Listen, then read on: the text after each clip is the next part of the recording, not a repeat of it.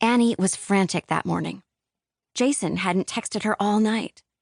A thing he did very often for no reason that would be discernible to anyone on Earth but Jason. At the beginning of their relationship, she would hear from him so sporadically that she was continuously sure that he would just disappear from her forever. But then, just like that, he'd be there in her life again. Like magic. It would be his magnanimous self in front of her, beside her. He'd spend the day with her, and she'd feel like the only person, the absolute only person in the whole world.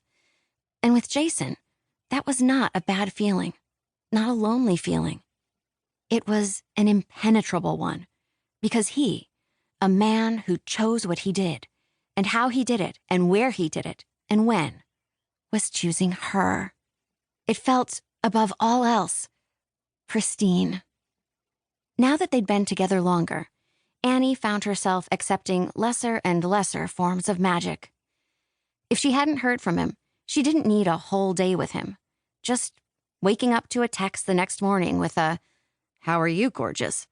was enough for her to move on and to be propelled back into euphoria. Though certainly a more tepid euphoria. In reality, she didn't even need that to move on. Just a, "Hey," or a smiley face would suffice.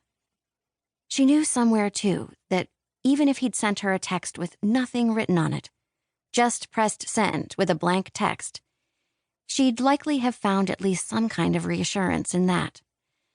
And really, that's what she was looking for. Affirmation of being cared about by the person she cared about. This morning, she'd woken up to nothing. Not even a smiley, which was her least favorite. "Why are you smiling?" she'd once texted back when she was extra exhausted and angry. All day, she imagined what he might say in response. "Smiling 'cause I love you. Smiling 'cause I can't stop thinking about you." But he never responded to the text. And out of anxiety, she texted him, "How's work?" Which he did respond to with, "Fine." This morning, the silence was making her crazy, and she raced around the kitchen, trying to convince herself of some kind of sanity. "Here's the fridge, and here's my hand opening the fridge, and here's a butter knife and an apple core," she'd think, as she moved with a haste that was directed at a destination she couldn't have verbally expressed, even to herself. She packed a quick lunch for work. She'd been trying to save money, so she'd bring a sandwich from home. Somewhere, she'd read of a woman who supposedly got a down payment for a house together this way, eating sandwiches from home and skipping Starbucks. So far, she hated it. But she had saved $17. Joy came in the kitchen, still beaming from movie night. "Good morning," Joy said. "I'm warning you now, if you haven't eaten the last donut, I'm eating it." "Eat it," Annie said. "I'm sick of those donuts anyway. I feel like crap after I eat them." Joy didn't say much after that. She ate her donut and made herself coffee and left for work. One time, Annie had heard Oprah say, "Charming is something you do. It's not something you are." And that quote bothered her a lot, because Jason, above all else, was charming. When they first met at a sunny backyard party, he went across the street to buy her a lemonade after the hostess informed her they'd just run out.